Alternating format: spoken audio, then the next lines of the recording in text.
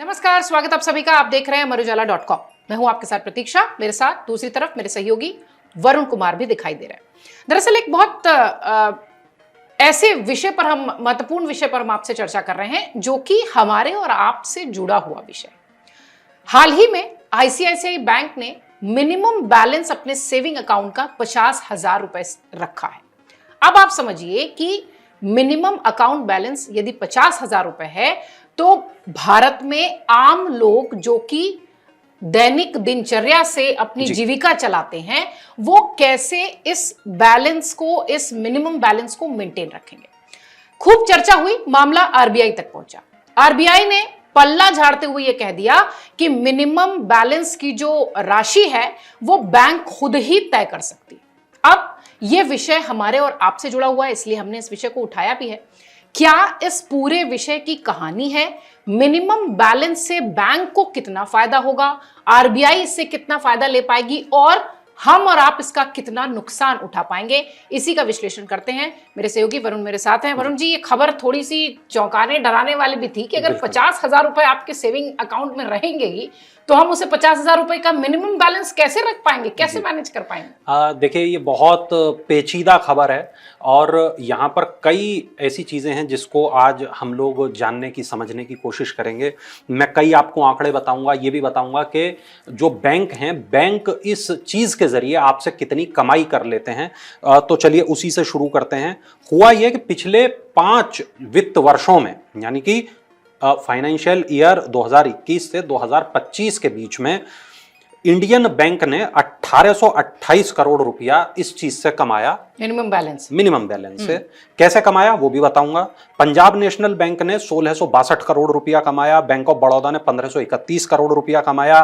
Canara bank ने 1153 करोड़ रुपया कमाया। बैंक ऑफ इंडिया ने 810 करोड़ कमाया। सेंट्रल बैंक ऑफ इंडिया ने 585 करोड़, बैंक ऑफ महाराष्ट्र ने 535 crore, union bank of India ने 484 करोड़, यूको बैंक ने 120 करोड़, पंजाब और सिंध बैंक ने 101 करोड़, इंडियन ओवरसीज बैंक ने 62 करोड़ रुपया आपके मिनिमम बैलेंस आप अकाउंट में आप लोगों ने नहीं रखा, इस चीज से बैंकों ने ये पैसा कमा लिया। पेनल्टी लगाकर, फाइन लगाकर। मुझे एक बात याद आती है, शुरुआत के दिन थे करियर के और हमने एक बड़े बैंक में खाता खुलवाया और हम उसमें मिनिमम बैलेंस नहीं रख पाए और हमारा लगातार वहाँ से पैसा कटता रहा, माइनस में वो जाता रहा।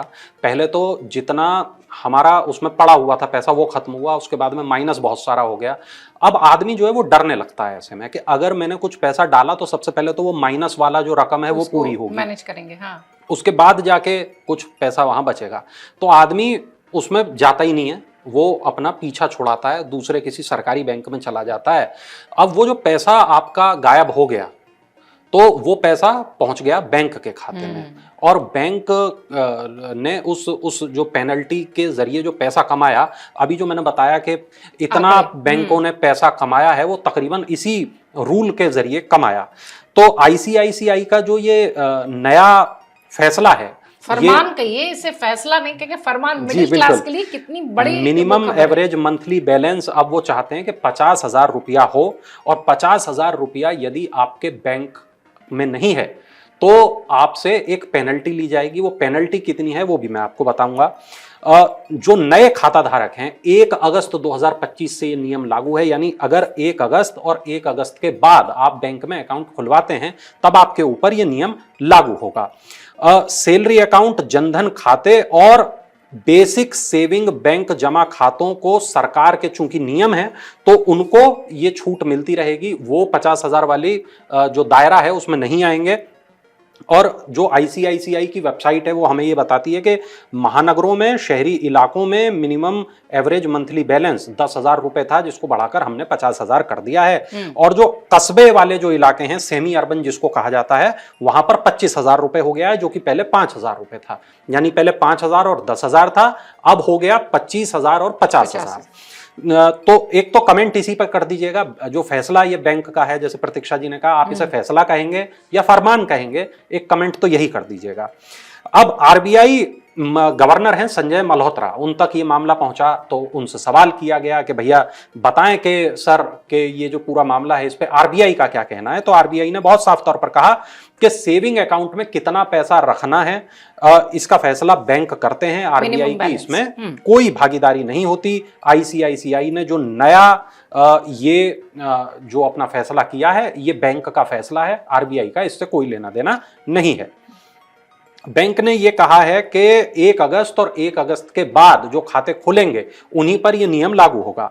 बैंक पेनल्टी वसूल सकता है, यह पेनल्टी होगी 6% या 500 रुपए, जो भी कम होगा वो ये पेनल्टी के रूप में माना जाएगा।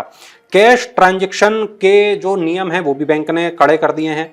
अब केवल 3 बार अगर आप कैश निकालते हैं तो केवल 3 बार ही मुफ्त में कैश निकाल सकते हैं और हर डिपॉजिट ट्रांजैक्शन पर 150 रुपए का चार्ज लगेगा।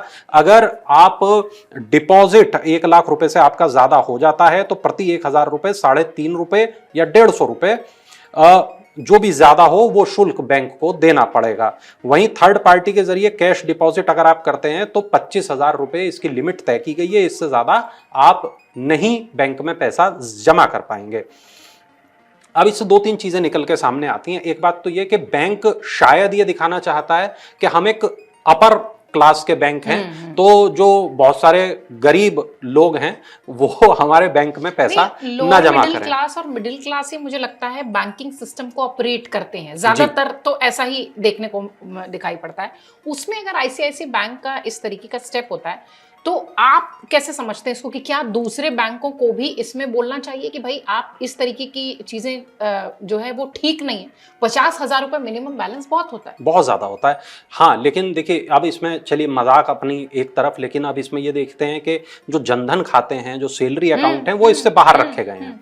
और साफ तौर पे अब ये दिखाई देता है कि बैंक ये चाहता है कि हमारी जो फाइल्स हैं वो एक तो साफ रहें, इसमें बहुत ज्यादा घालमेल ना हो। दूसरा बैंक ये चाहता है कि हम इसके जरिए ज्यादा फिल्टर कस्टमर रहें। क्या कुछ ऐसा भी ऐसा बिल्कुल लगता है बिल्कुल मतलब हाँ, सिस्टमेटिक जो है कस्टमर हमें बिल्कुल। और हाँ, ये जरूर है कि बैंक अपनी आमदनी बढ़ाने के तरीके देख रहा है, क्योंकि बैंकों की आमदनी एक बहुत महत्वपूर्ण सवाल है जिसपे अक्सर कोई बात नहीं करता है। तो होता क्या है कि हम बैंकों की कमाई होती कहां से है? हम लोग जो लोन लेते हैं उस पर हम जो ब्याज चुकाते हैं वही बैंकों की कमाई का मुख्य साधन होता है। तो बैंक कमाई के नए नए तरीके ढूंढता है जिससे उसकी आवश्यकताएं पूर्ति होती रहे और बैंक को बहुत ज्यादा कहीं से कर्ज इत्यादि की जरूरत ना पड़े और बैंक जो है वो डूबे ना। तो ऐसी कई चीजें हैं जो मुझे लगता है कि बैंक सोचते हैं और उसके जरिए आप अपनी आमदनी बढ़ाने के तरीके तलाशते हैं। बैंक ने वही इस मामले में भी किया है। कैश निकासी के नियम बदल गए हैं। 3 बार फ्री कैश विड्रॉ कर सकते हैं, हर निकासी पर 150 रुपए का शुल्क देना होगा। 29 जुलाई 2025 तो केंद्रीय वित्त राज्य मंत्री पंकज चौधरी ने एक जवाब में इस बात को कहा कि भारतीय रिजर्व बैंक ने साल 2002, 20 नवंबर 2014 और 1 जुलाई 2015 को सर्कुलर जारी किए थे और न्यूनतम बैलेंस नहीं रखने पर पेनल्टी वसूलने के संबंध में बैंकों के लिए दिशा निर्देश भी जारी किए थे। पंकज चौधरी ने यह भी बताया कि 5 सालों में देश के 12 सरकारी बैंकों ने मिनिमम बैलेंस नहीं होने पर पेनल्टी लगने के नियम से 9,000 करोड़ रुपए से ज्यादा की वसूली की है। मतलब आप सोचिए कि बैंकों की कमाई पिछले 5 साल में 9,000 करोड़ रुपया हुई केवल इस छोटी सी चीज से, पेनल्टी लगाकर। अब ये जो मंथली एवरेज बैलेंस जिसको हम लोग कहते हैं, तो ये रखने के कुछ नियम हैं और ये नियम मान लीजिए कि अगर आप 50,000 रुपया रखते हैं तो ऐसा नहीं है कि आपको हर दिन 50,000 रुपए रखने होंगे। किसी दिन आप 50,000 से ज्यादा रख सकते हैं, किसी दिन आप 50,000 से कम रख सकते हैं, लेकिन वो जो एक एवरेज है वो 50,000 रुपया रहना चाहिए। ये एक बड़ी बात है। एक बड़ी बात यहां पर यह भी है कि अगर आप मिनिमम बैलेंस रखने में असमर्थ हैं तो आप एक बेसिक बचत बैंक खाता होता है, आप वो खुलवा सकते हैं, अलग से खुलवा सकते हैं। आरबीआई का ये आदेश है और बैंकों को ये करना पड़ेगा कि सभी बैंक जो भी हमारे देश में सेवाएं देते हैं हाँ। तो उनको ये सुविधा अपने जो ग्राहक हैं उनको देनी पड़ेगी, भारत के हर आम आदमी को देनी पड़ेगी। जीरो बैलेंस अकाउंट इसको कहा जाता है और वो जीरो बैलेंस अकाउंट खोलना ही पड़ेगा। ये निर्देश, मैं आपको बीच में रोक रहा हूं, ये निर्देश प्राइवेट बैंक और नेशनलाइज्ड बैंक दोनों के लिए, दोनों के लिए निर्देश।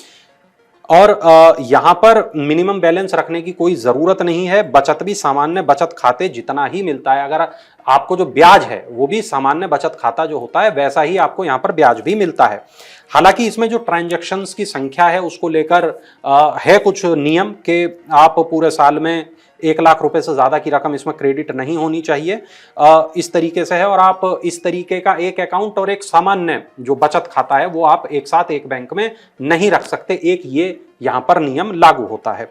देखिए, जब हम बात करते हैं स्टेट बैंक ऑफ इंडिया की तो 2020 से सारे सेविंग अकाउंट जितने भी स्टेट बैंक ऑफ इंडिया में हैं उनके लिए कोई मिनिमम बैलेंस जरूरी नहीं है।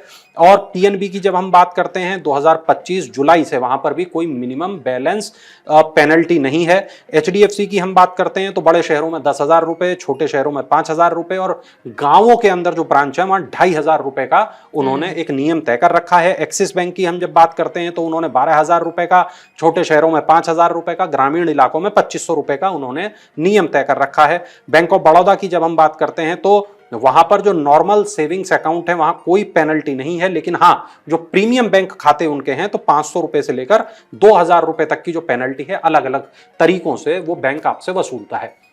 तो खैर प्रतीक्षा जी, यहाँ जो सबसे बड़ा सवाल है हमारा वो यही कि दर्शक हमें ये बताएं कि ये जो आईसीआईसीआई बैंक का जो फैसला है इसको वो किस रूप में देखते हैं। और अगर आप आईसीआईसीआई के कस्टमर हैं तो भी आप जरूर बताएं कि इस मामले को लेकर आप क्या सोचते हैं, या जो प्राइवेट बैंक हैं वो जो नए नए नियमों के जरिए आपसे कुछ कुछ छोटी छोटी 1-2 रुपया टाइप की जो वसूलियां होती हैं उस पर जो दर्शक हैं वो क्या सोचते हैं, जरूर एक बार बताएं। कमेंट बॉक्स खुला हुआ है। और आईसीआईसीआई बैंक का ये फैसला आप इसे कैसे देखते हैं?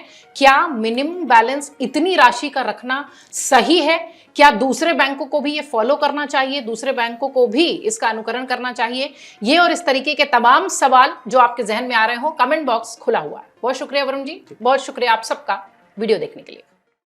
अगर आप ये वीडियो YouTube पर देख रहे हैं तो हमारे चैनल को सब्सक्राइब कर बेल आइकन दबाएं, और Facebook पर देख रहे हैं तो हमारे पेज को लाइक करें।